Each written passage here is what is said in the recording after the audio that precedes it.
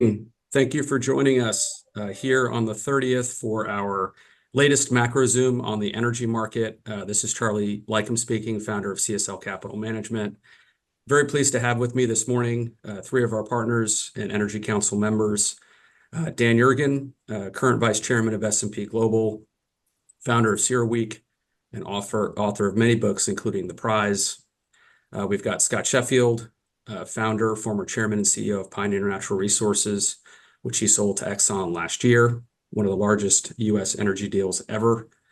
And then finally, Andrew Gould, our chairman of the Energy Council and former chairman CEO of Schlumberger, and also former executive chair of BG Group, which he sold to Shell in one of the largest global upstream deals of all time. Very excited to have all three of you. And we will have a replay for today's call in case anyone would like to receive a copy. Please let either myself or Yvonne know. And again, delighted to have you here this morning. We're going to dive right in. There's a lot of topics to cover, ranging from U.S. energy policy to global macro for oil, natural gas, and energy. And then we'll get into data center, AI, natural gas consumption, and then a few other topics. So thank you again for all joining. I was going to kick off first on U.S. energy policy. Maybe start, Dan, with you in terms of views of the new incoming President Trump. Thoughts on energy policy? Well, thank you. I'm glad to join you all this morning. I think it's pretty clear that what is up is down and what is down is up. This president is very interested in energy production, conventional energy, and what's called energy dominance position in the United States. And, under Biden, it was an all of government climate. Every cabinet secretary had a senior climate advisor. It's a wholly different situation today. And it's also a president who's very interested in, as all presidents, but in the price of oil. He wants at the same time to increase production. We've heard 3 million barrels a day of oil equivalent increase, at the same time wanting to keep prices down for consumers, and no shyness in conveying those views, as I heard last week in Davos when the president spoke virtually to OPEC about prices. So this is a president who's no hesitation about engaging very directly in energy markets. Great. Thanks, Dan. Scott, maybe over to you. Yeah, I think let me comment on Dan's comment about the 3 million barrels of oil equivalent. It came out at 3 million barrels of oil per day initially. And I think they realized that was almost impossible over the next 4 years. There's been several reports written. With the 3 million barrels a day equivalent over the next 4 years, it'll probably be about a third oil. So a third oil is about 300,000 barrels of oil per day per year over 4 years. So maybe up in U.S. production, maybe up another million barrels a day into the low 14s.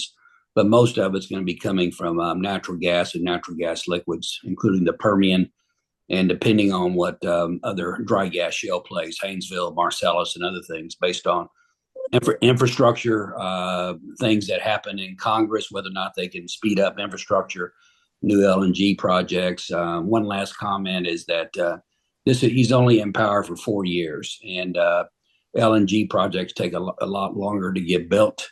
And so there's still going to be consideration about new and future LNG projects over and above past 28, because you're going into potentially another administration in 2028 and beyond.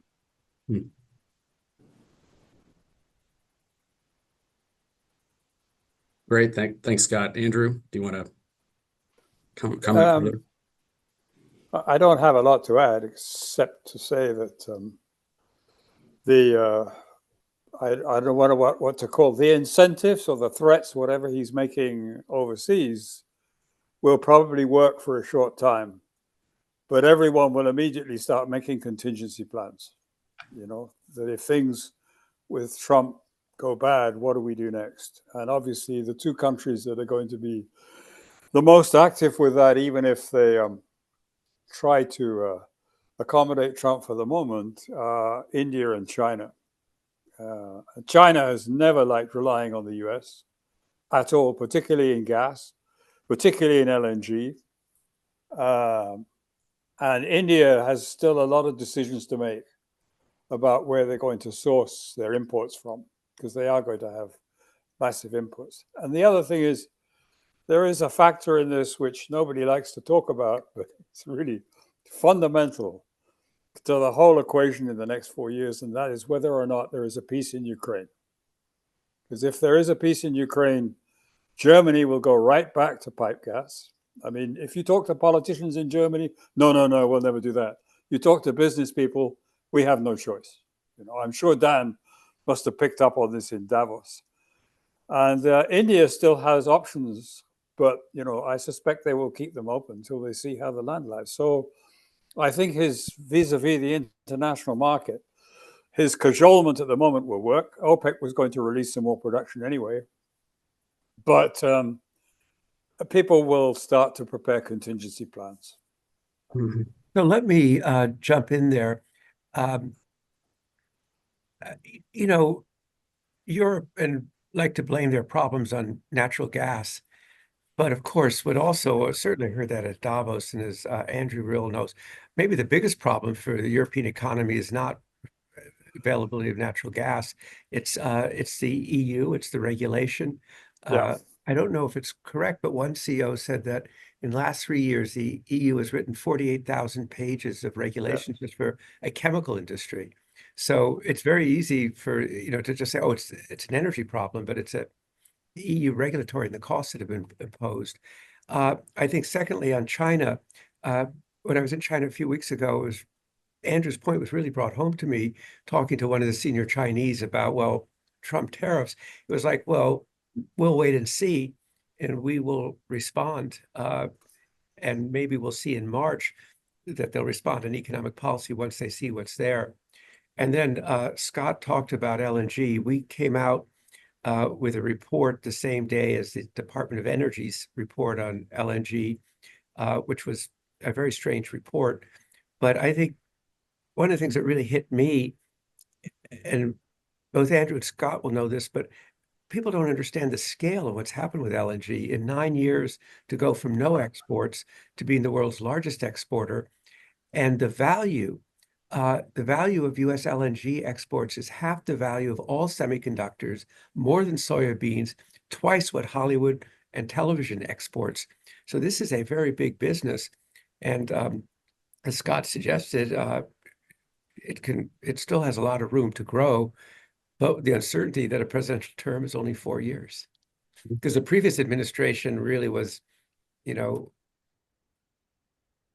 say it was ambivalent about LNG would be an understatement. Yeah, and I think Dan, just on the topic of exports, and be good to get Scott's perspective on this, because Scott, of course, was on behalf of the entire energy industry, was pushing for exports back when we had a prohibition on oil exports. This is going back 6 or 7 years ago. But Scott, what maybe give us a little bit of a history and or current perspective on both oil and gas exports. Yeah, and in Obama's last administration, we got approval. It was last year.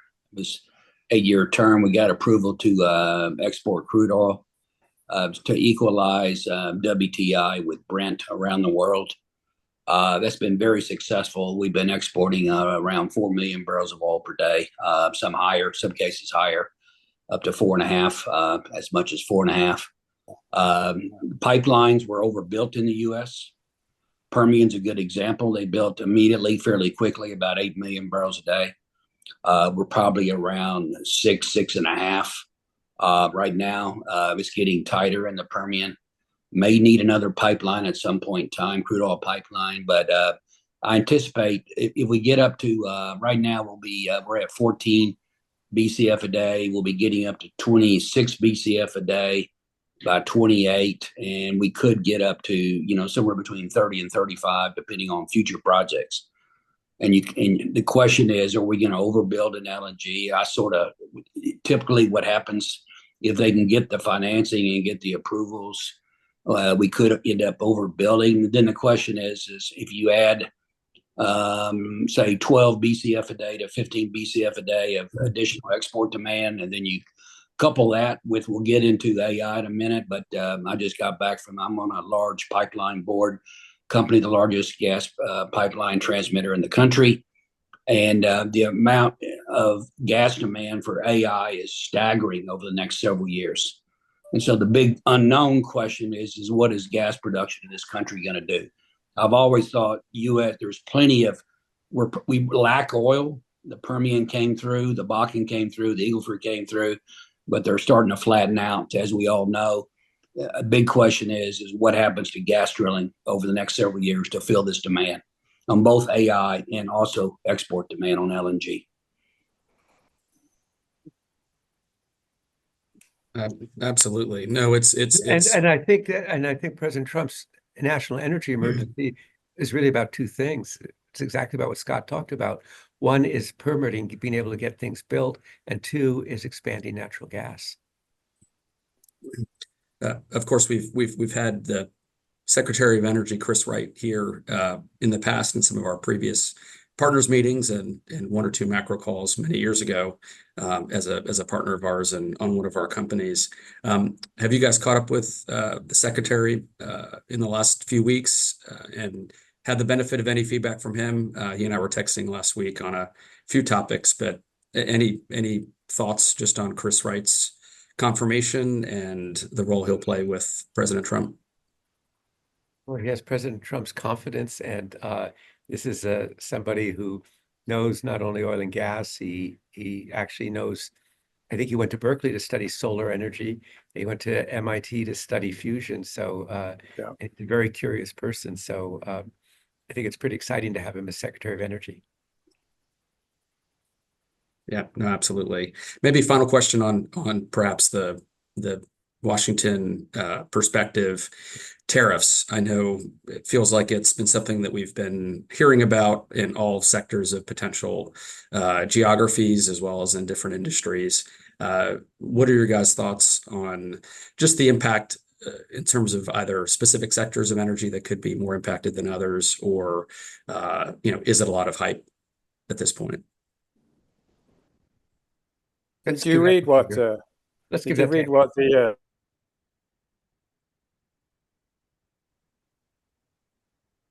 Who? Andrew, I think you're Christina Freeland, the Canadian candidate to replace Trudeau at the Liberal. Can you hear me, Charlie? Yeah. Yeah. You're good. No, we can't now. The lady who is standing to replace Trudeau said yesterday that. Can't hear me? Yeah. Okay. In and out.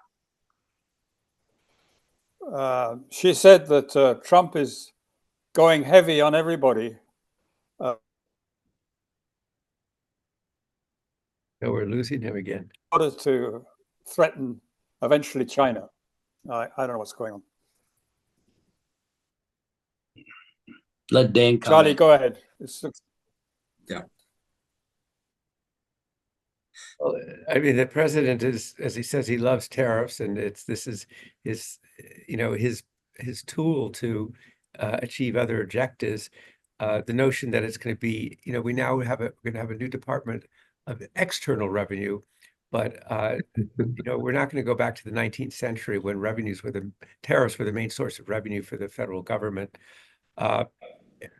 It was interesting. I was in Davos last week, and that conference is really about globalization, and we are definitely in a post-globalization period now, and tariffs and barriers and the smooth operating of the world economy that we've taken for granted for 30 years is really that is kind of is over. We're in a different period, and it's a lot harder for businesses to plan. I mean, if you have tariffs on Chinese steel, Scott, won't that affect the costs of drilling because of the supply chains? Yeah, definitely.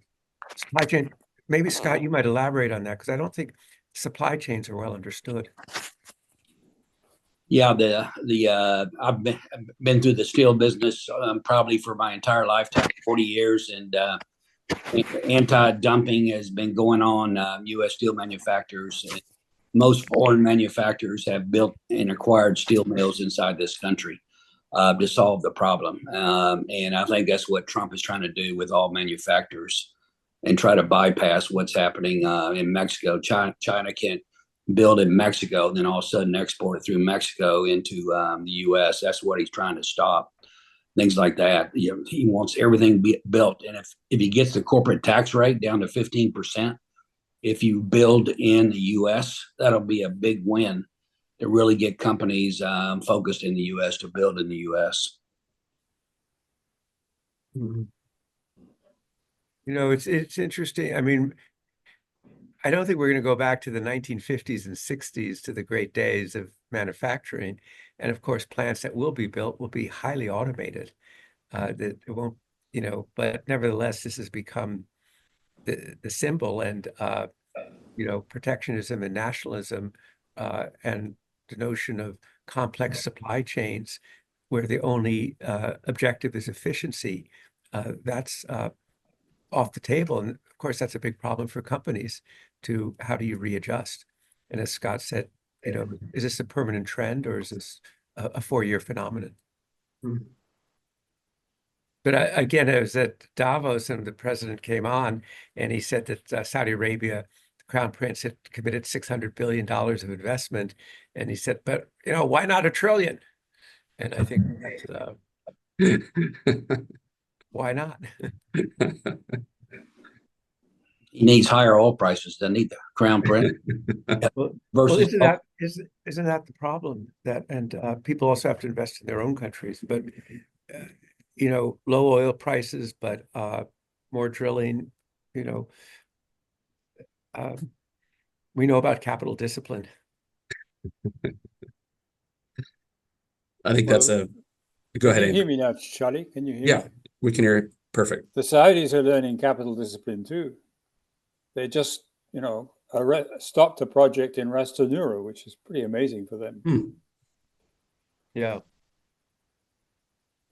Well, I think that's, Andrew, a great segue into perhaps Saudi, OPEC, and maybe just any macro thoughts on just the oil market. Obviously, there's so many different, you know, perspectives that can be taken, starting with, you know, U.S. policy to, you know, China demand to, you know, the Russia-Ukraine current instability. But love to get any nuggets or perspectives you guys have on the global market.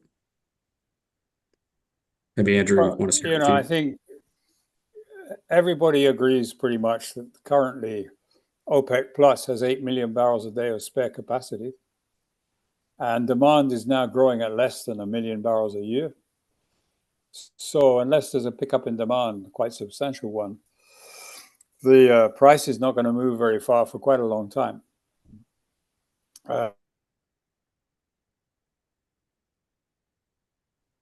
And that's ignoring any effects of renewables or other substitutes that come in to replace oil demand. So, you know, for the moment, OPEC is quite rare for OPEC. They're hanging together in a very soft market. Mm-hmm, mm-hmm.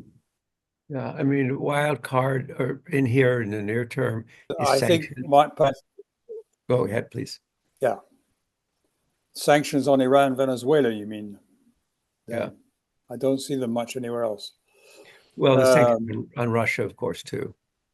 Yeah. You know, I can't forget President Trump's promise to end the war in Ukraine. And ending the war in Ukraine is not going to get done without an energy deal. Yeah. So, Charlie, I really don't know what OPEC is going to do in the short term, except stick very roughly to the policy they have at the moment.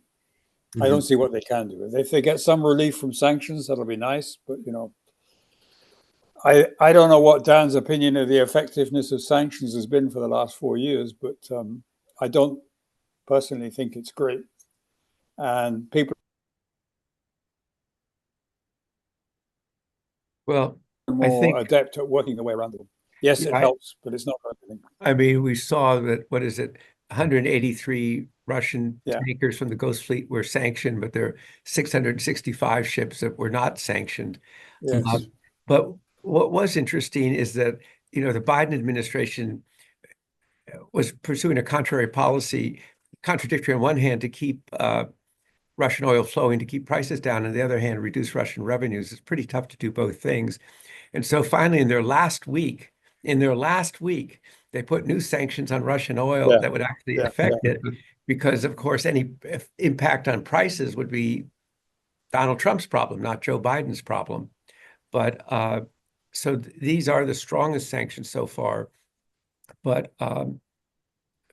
but they still fall short of really stopping the flows of Russian oil. But I think it makes it. I think buyers will be more cautious now. Scott, But I think I just remember in 2020, what saved the oil industry really was the deal between Russia, Saudi Arabia, and the Trump administration. Exactly. So, and Trump surely remembers that. And in fact,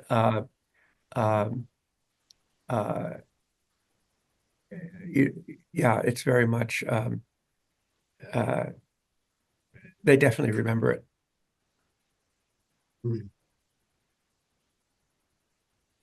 Thanks, Dan. Scott, any additional comments on that one? Otherwise, we're Yeah, ready. I think what's the effect? I mean, the 5-year strip, WTI gets down to the low 60s.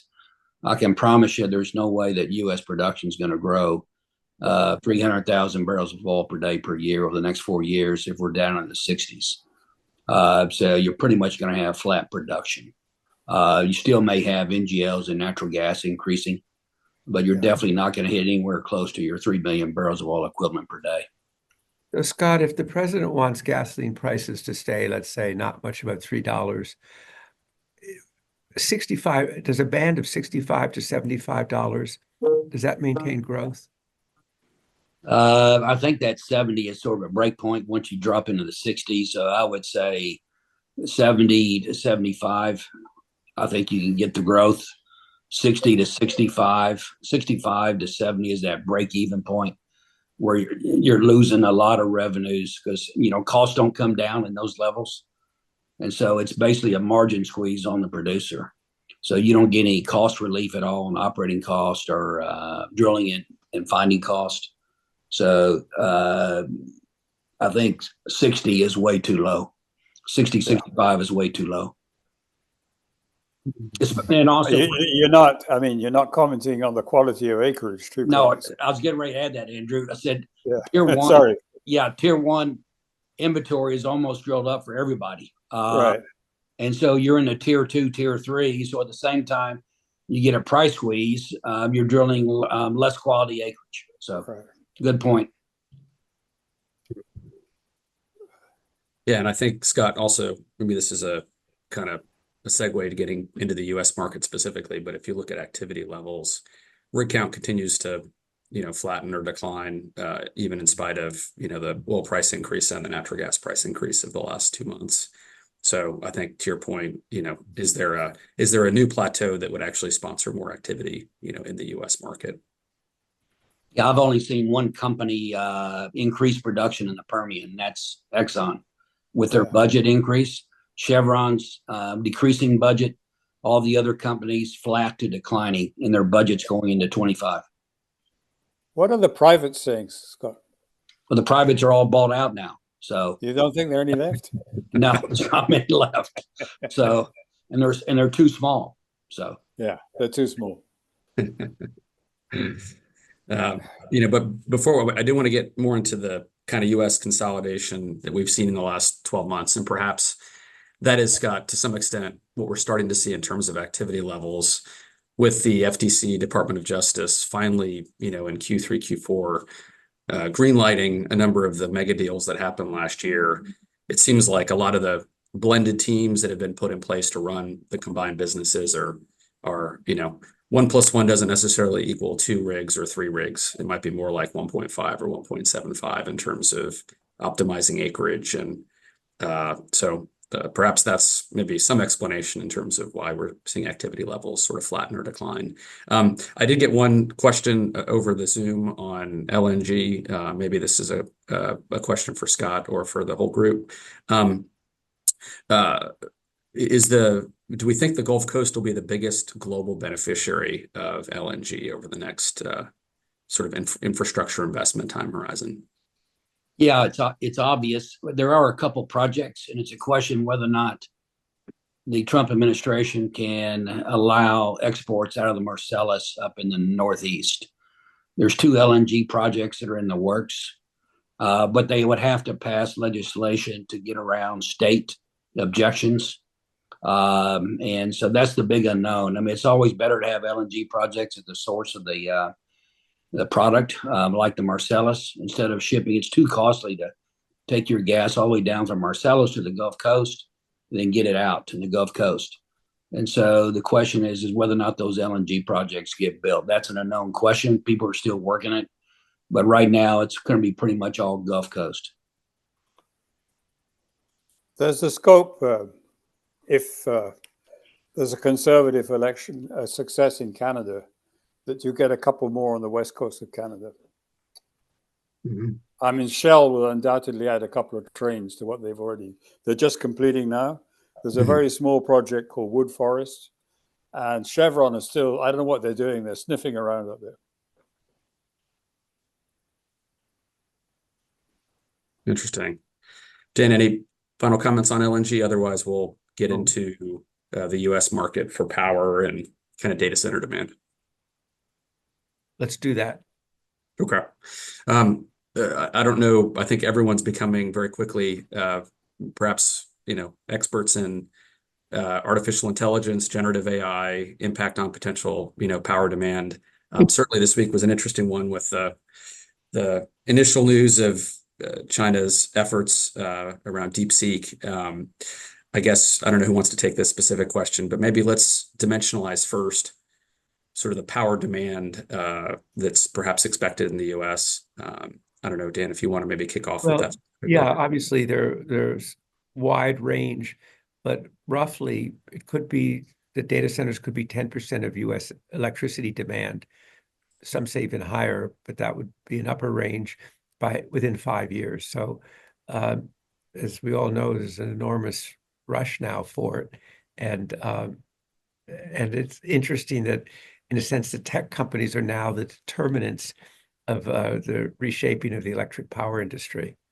And it's hard to see how much of that demand cannot be met except with natural gas playing a bigger role. Yeah, Scott, a few minutes ago, you were referencing that board and perhaps kind of forecasts that tie directly into Dan's comments around, dimensionalizing the size and scale of this potential, additional demand source. Now, I've seen some numbers over the next, by 2030, we'll need 15 to 16 BCF a day of additional gas demand through power centers. And so that is a lot of natural gas. In addition, we'll be adding 12 BCF a day of additional LNG export capacity. So the question is, can U.S. production add, 25 to 30 BCF a day over the next 6-7 years? And the question is, what is the gas price? But the numbers I've seen, natural gas is the only way. If you want a new power station to feed a AI plant, natural gas is the only way to go. Everybody else is gridlocked. Utilities will take them 5 to 7 years to supply that power. And it was striking. If you look at this, the power industry for 25 years, the people who are now leading it grew up really in very weak demand growth. It was not, you worried about your regulators, you worried about consumers, your, resilience and so forth, but you didn't really worry much about growth. And now these companies are faced with this growth, and forecasts that were made 2 years ago, the load forecasts are now doubling from it, and it is a lot of constraints. You just can't turn it on. So we see, for instance, examples of maybe more of these data centers will be built really very adjacent to natural gas supply as a way to not depend on the transmission system. And from what I understand, I was talking to one supplier of transformers, and they're sold out for several years to come. Yeah. And turbines are being sold very quickly. Siemens, Caterpillar, Solar, So if you start ordering turbines, the backlog is getting longer and longer.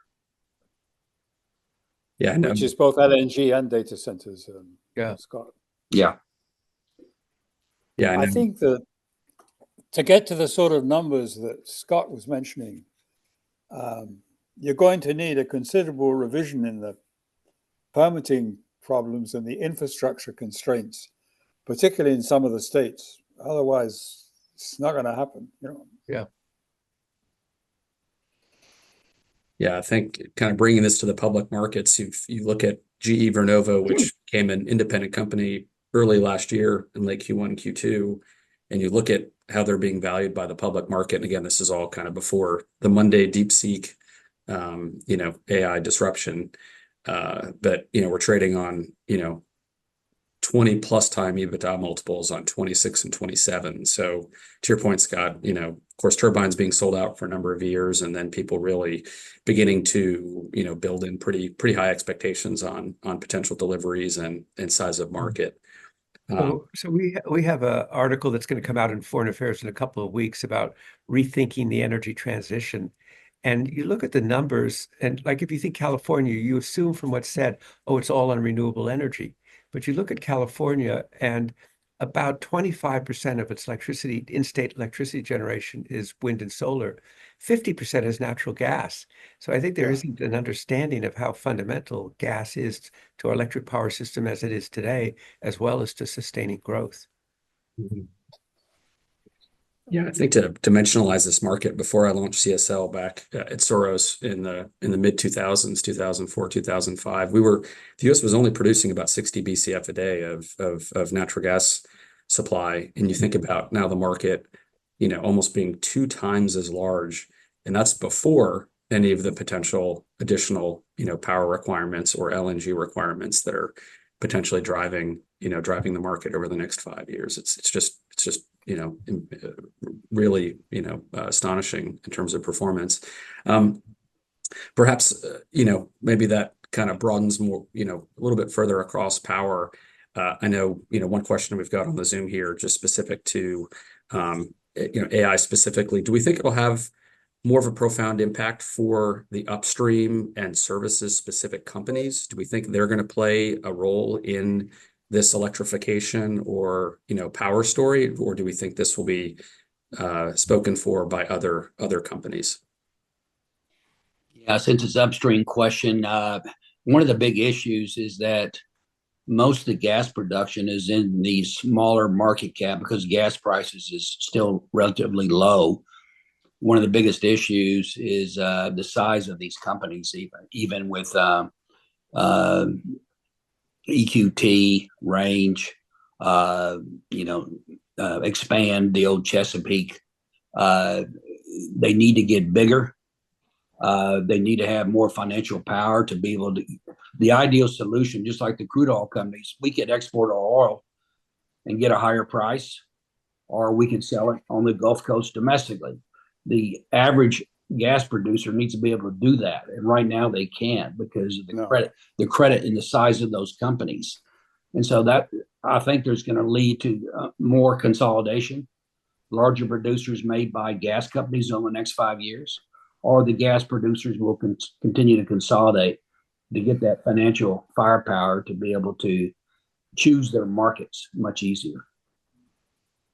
Mm-hmm. Scott, do you think the gas pipeline situation in the Permian is taking account of the increasing GOR? No, it's still behind. So the average gas oil ratio. You better translate GOR for the audience. Yeah. Gas oil ratio is just taking your gas divided by your oil ratio, and so historically it's been around 2,000 to 3,000 in the Permian, and it's up into the 7,000 range, and that's the reason you're seeing so much more gas production out of the Permian. So we're adding about 2 BCF a day. 1.5 to 2 BCF a day per year annually. And then it increases as fields get older. Yeah, and so we're putting more holes in call it the Coke bottle, like straws. We're putting 100 straws in a Coke bottle, and producing it out all at the same time is an easy way to understand it. And so you're lowering the reservoir pressure quicker. And so the gas comes out of solution much quicker. And so the returns on those pipelines are very low. And so that's why there hasn't been a rush to build more pipelines, even though we all know that we need more pipelines.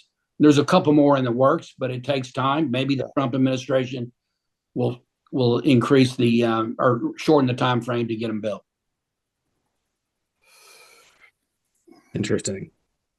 This is more of a kind of U.S. in the North American landscape. We've got a question here from the audience. I'm moving into questions from the audience at this point. And this may be for Andrew and Scott and Dan, I guess. Can U.S. barrels replace Canadian barrels in terms of kind of the North American market? Yeah, we're obviously seeing record production of oil and gas in Canada as well. Yeah, I suppose you could go back to California and start producing more heavy oil out of California, but I don't see anywhere else in the U.S. Do you, Scott? No. And Canada's starting to finally export their crude oil. Yeah. They finally got the pipeline built, but the government intervening and buying their own pipeline. So right. So if you were to substitute the heavier Canadian crude with lighter U.S. crude, it would just be more expensive to make your gasoline, right? Because the refineries are geared to that heavy crude. Yeah. But originally the Gulf Coast refineries were configured to deal with Mexican heavy crude. So it's the other end of the country now. So well, that's what I mean. The whole reason when Scott was so involved in getting the export permission, which people had trouble understanding, why would we export, is because it was more efficient to export, having spent $100 billion to upgrade the refineries to run on heavy crudes. Yeah, absolutely. And you couldn't get the EPA to approve any changes. Yeah. Oh. And the Canadian heavy oil industry is consolidated pretty dramatically. And they're basically running on cash flow now, the cash flow, which is pretty good. In fact, it's very good for the heavy oil. So presumably, if there's Saturday, if there's a 25% duty on Canadian oil, that oil would still go to the Midwestern and Gulf Coast refineries, but that would be an additional cost at the end of the day to consumers. Exactly. Yeah. No, that's right. Another question here, just this is maybe more for Andrew, just on dimensionalizing outlooks for the oilfield services industry, both onshore and offshore.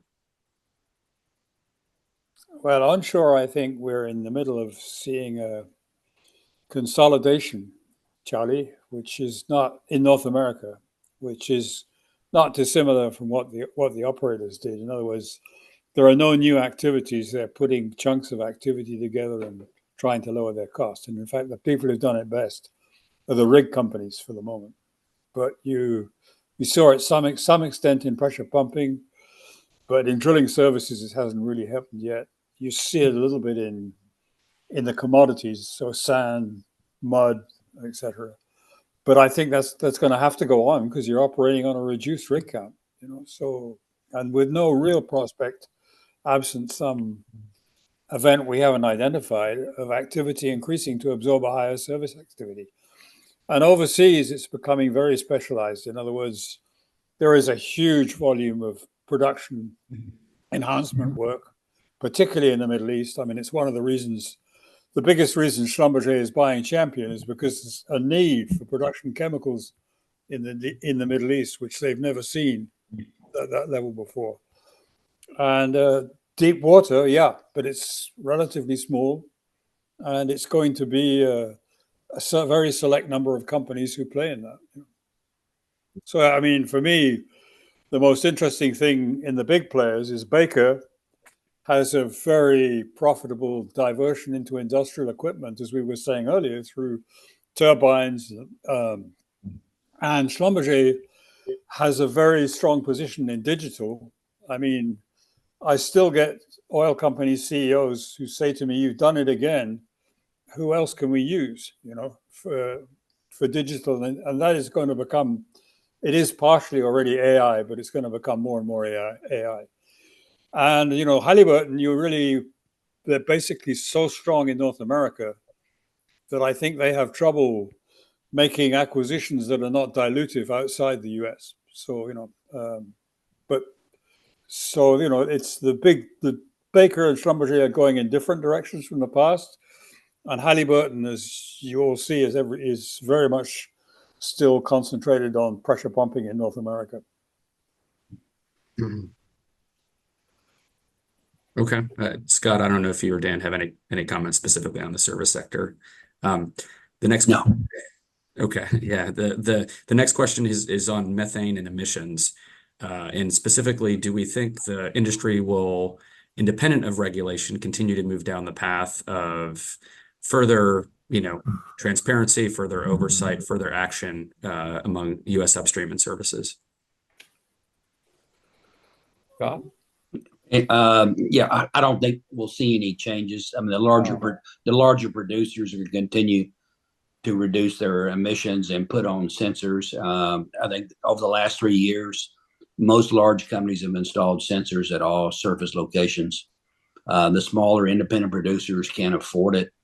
Hopefully, regulation will back off for the smaller producers, the small independent producers. But I don't know what they're going to do about the methane fee, whether or not they're going to attempt to remove that going forward. It wouldn't surprise me if they do. They have to watch because they're exporting it. So as long as you're exporting it to China, it's not a problem. But if you're exporting product, be it gas or oil, particularly to some of the European countries, they are asking already, what is the total emissions associated with the barrel that we're buying? So I'm not sure that'll become a trend because pressure in Europe is going to be so high for lower energy prices. But it is currently happening. It's particularly happening in LNG. And the other thing that is measurements are improving so much that you can now actually, this is a small advertisement for Kairos. The technology is getting to the point where you can detect the flow and quantity from a methane leak from space.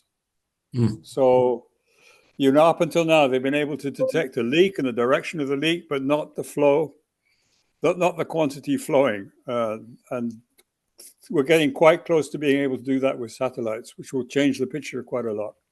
It's not so much a question for the US.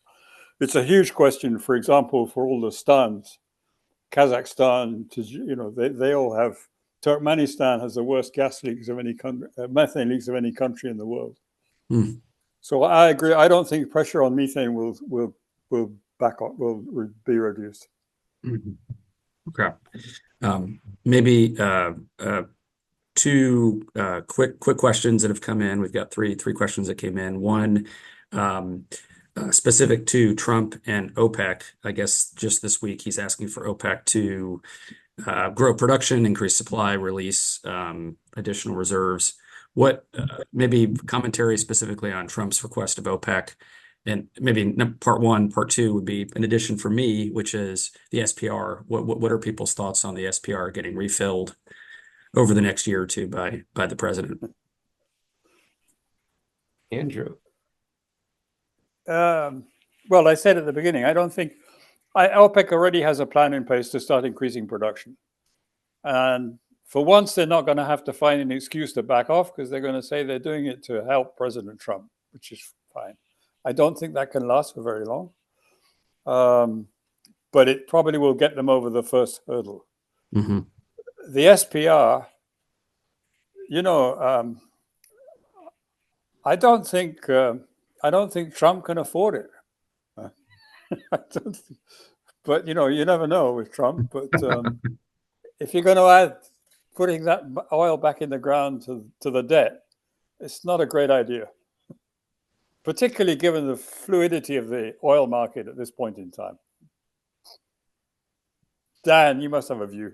Well, I think he said that he wanted to refill the SPR, but I think there is a huge budgetary constraint Yeah. that not really, is not recognized. I think what is U.S. debt is 123 or 136% of GDP.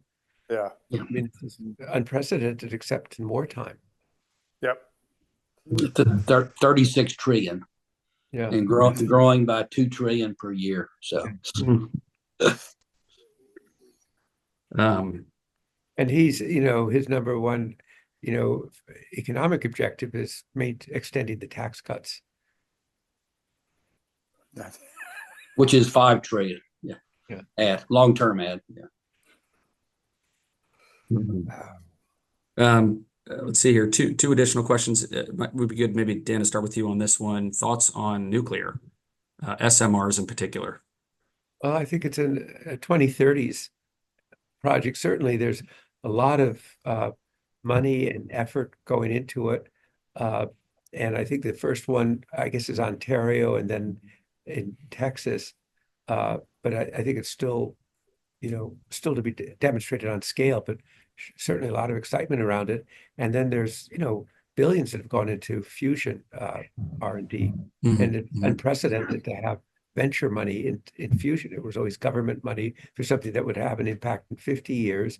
And now you're at least having people say that they might be able to show proof of concept by 2027, 2028. But again, I think, it's next decade. That's that new project in Virginia next to you, Dan. Yeah. Yeah, That, that's the one. That's the Commonwealth Fusion. Yeah. 400 megawatts. That's a long way away. Yeah, we're going to have the CEO, at CERAWeek just talking about how they've gotten to where they are. And one of their biggest investors is Eni, the Italian oil company. Yeah. And that's I always very excited about it. We've been putting small nuclear power plants in submarines for 50 years. Yeah. So adapting them to a civilian use, firstly, on land, has to be very much a security constraint. There has to be, I don't know whether people are thinking about the regulation around these things, Well, but it can't be obvious. I talked to one of the regulators, and he said we're trying to fast track it, meaning, but still, it's still a 2 or 3 year regulatory process to go through. Yeah.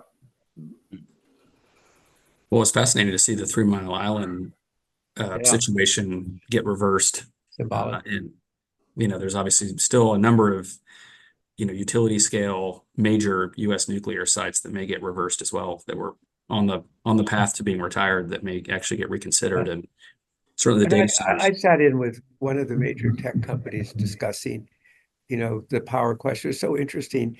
You found the same divergence of view even within these companies between how much of this is natural gas, how much will you do with renewables? Well, what about nuclear? I mean, there's no consensus on the way forward now.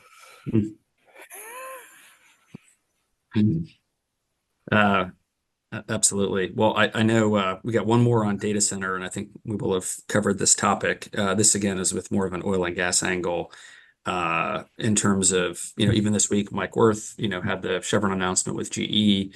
I guess, are we likely to see more announcements, more of the majors, basically beginning to think about adding, power as a real, pillar in the corporate strategies? Well, I'd just say it was very interesting because up till now, there's been a clear distinction between the European, as Andrew knows, and the U.S. majors. The U.S. majors say we do molecules, not electrons, and the European majors, have to some degree, now kind of retreated from electrons. And we saw BP's offshore deal with JERA and so forth, offshore wind. But I think, you saw Exxon Lithium, and I guess it's the notion, well, we do have these molecules called gas, methane molecules, and we can move into electric power in that way. So it's not building wind farms, it's quite different. But anyway, so that's my reaction, that it's a more pragmatic approach. Mhm. and sort of more within their skill set. But that's just my initial take. Mhm. Mhm. I think that both Shell and BP got badly burnt in the power market.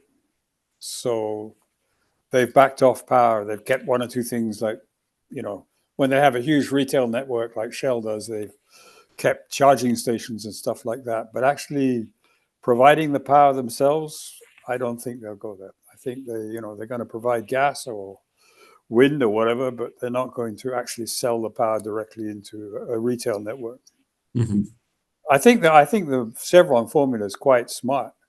If it really is contained, which it seems to be from what I read. Yeah, and Scott, again, I think, kind of using Exxon as in your work at Pioneer, the concept of microgrids. I mean, you were talking about that 4 years ago, 3 and 4 years ago, before I think even the data center, power, theme really kind of came to the market. I don't know if you have comments on that specifically. No, I think the challenge for the majors, they're going to have to decide. I mean, the electric grid industry is supposed to have about $4 trillion of investment for the next 30 years. Yeah. And that's the big growth industry. And there is no growth in the current environment inside oil and gas. So they're going to have to decide whether or not they get into that growth industry. Mhm. Natural gas to power stations or what. But they decide whether are they going to become a utility, the majors, long term, or are they going to get into any type of growth? And the electric grid is probably your best place to go. So I don't know if they'll do it. They should do it probably, but I don't know if they will. Mhm. Okay. Last question. I think when they look at the returns, they still swallow hard, Scott. Yeah. Dan, just for CERAWeek coming up, anything to preview? Top theme, Well, top 2 themes for yeah, CERAWeek I this think month? we called it's a broad theme called moving ahead, but I mean, we're finding intense interest from around the world to actually understand what's happening in the United States. So, I mean, we'll have clearly these issues we've been talking about the relationship of natural gas to electric power, the impact AI on the industry, the strategies of companies. But I'm just getting people saying to me, we want to understand more about the US and the shift to investment in the US. So, and we'll expect to have senior people from the administration, and it will be an occasion for them to kind of lay out what the policies are with some clarity. So I think it's going to be extremely timely and helpful because we're in a different era. It's really changed. And of course, it's also the issues we're talking about, the impact of tariffs, trade disputes. How are those going to affect the energy industries? Great. Well, I think a very timely conference in the context of everything happening, both regulatory plus macro. I think I want to just. I should add that I am going to do a dialogue with perspectives of Scott Sheffield on where it's all going. Thank you, Dan. I appreciate it. And I know both Andrew and I will hopefully be there. Andrew, I know and will be there. participating. Yeah, I'll be there. Yeah, great. Um, I hope people who are listening and viewing will also join us. We'll learn a lot from it. Well, I think this is probably a good stopping point. I want to thank everyone, all the panelists for joining us. Dan, Scott, Andrew, I know we covered a lot of topics. There were so many more to cover, but thank you guys for joining us. Very good discussion, very timely discussion, and thank all the participants for joining. If anyone would like to see a replay, please let us know. But good to see everyone, and have a great rest of the week. Thank you. Bye-bye. Thank you, Charlie. Bye, Thank guys. you.